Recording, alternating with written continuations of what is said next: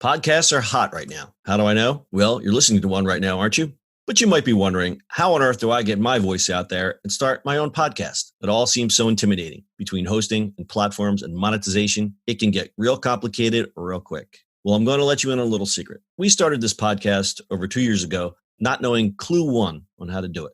So how do we do it? We did it with Anchor. Anchor is the free podcast app with creation tools that allow you to record and edit your podcast right from your phone or computer. And Anchor will distribute your podcast for you, so it can be heard on all the platforms like Spotify, Apple Podcasts, and many more. And everybody likes money, right? Well, you can make money from your podcast with no minimum listenership.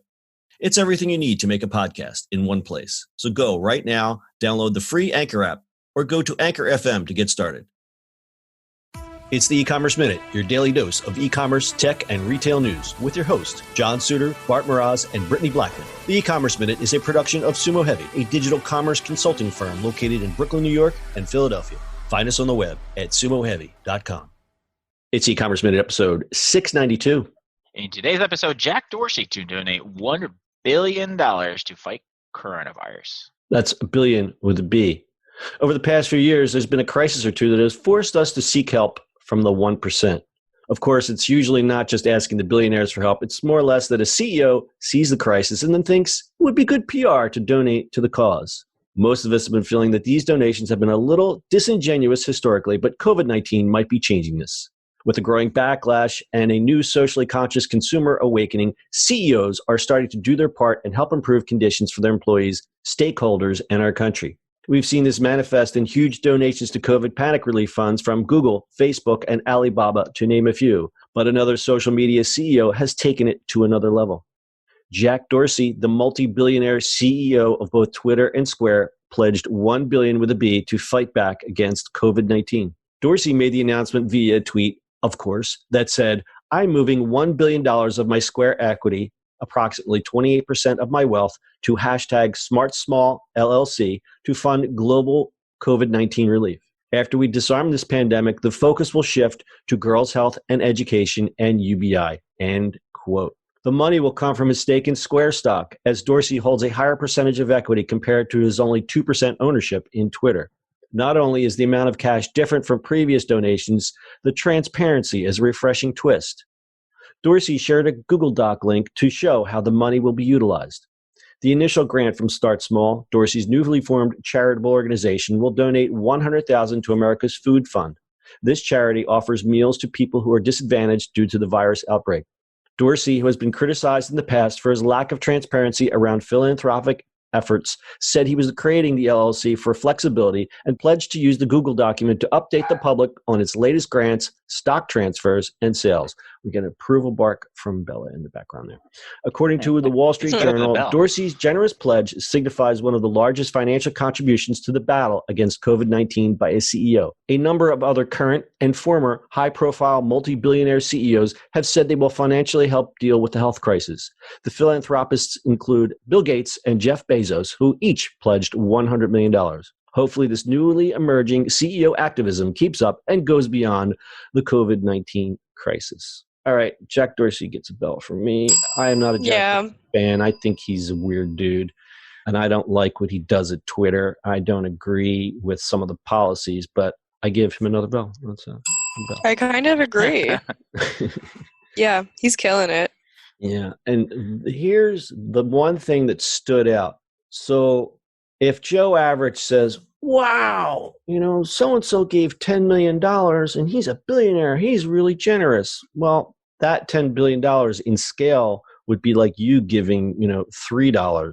And that's being overly literal, but it's actually, if you do the math, it's true. Instead, Dorsey said, I'm giving 28% of my wealth to this fund.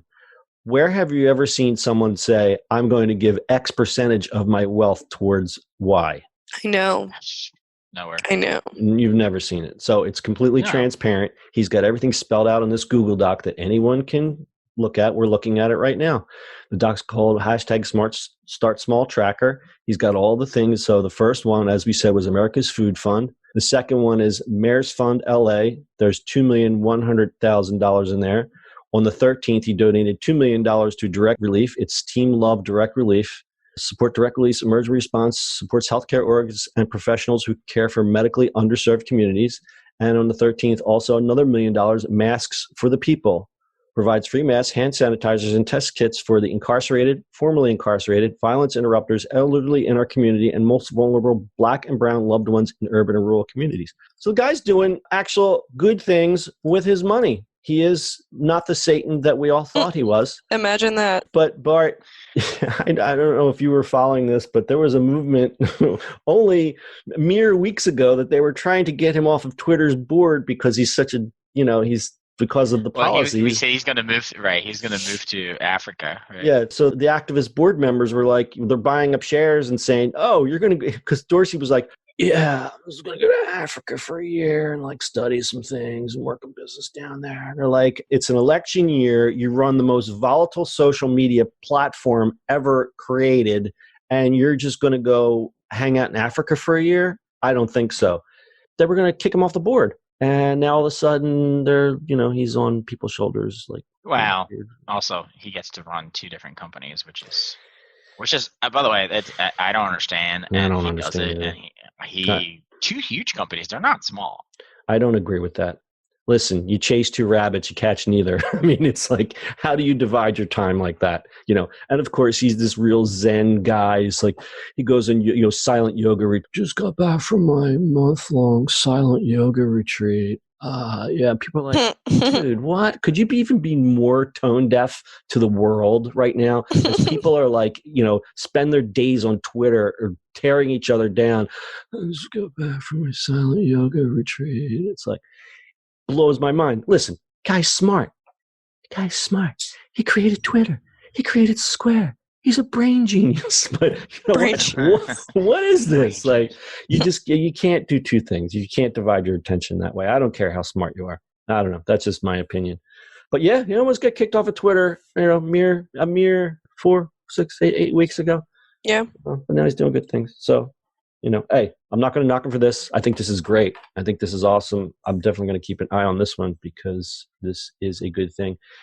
And I think more of the billionaires with a B need to do this stuff. Let's give an example. I mean, we hear a lot about Bill Gates, and now there's a lot of conspiracy theories for some reason. Poor Bill Gates.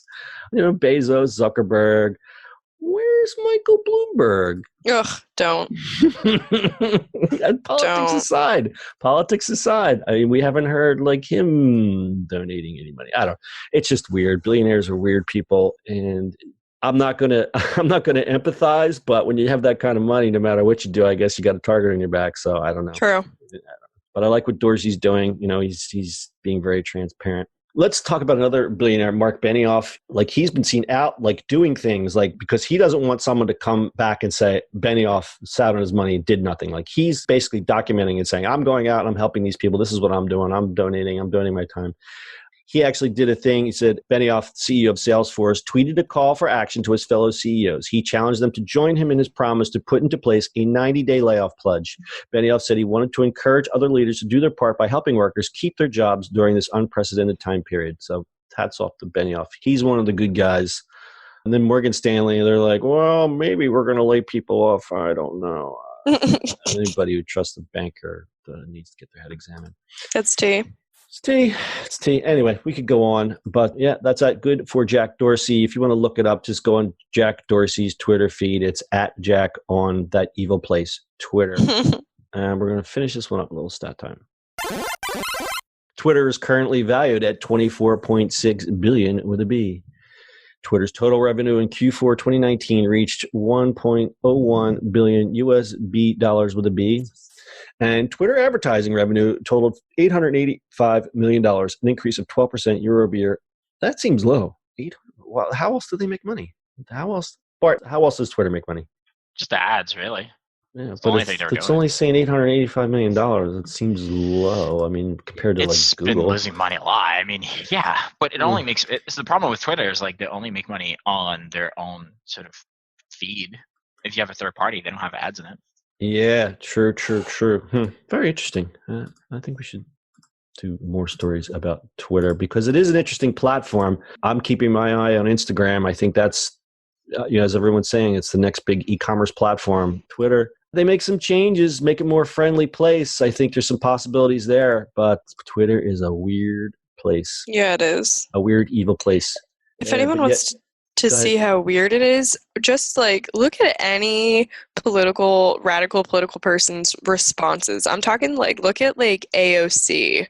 If you just look at an AOC tweet and look at least 5 responses under it, you're like, okay, that's enough internet for the year because it is insane. To be fair, it goes the other way too. Yeah. So people don't know how to get along on Twitter. No. And it's because everyone's anonymous and everybody's a keyboard warrior. So, everyone's angry. Everybody can be really angry when they don't see your face. They don't, they're not at your doorstep.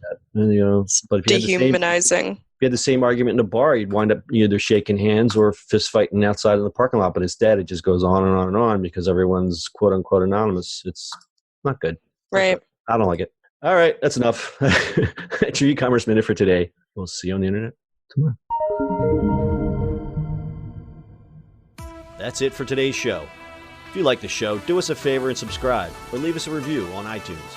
And don't forget, you can now listen to the e-commerce minute on your Amazon device. Just add e-commerce minute to your flash briefing.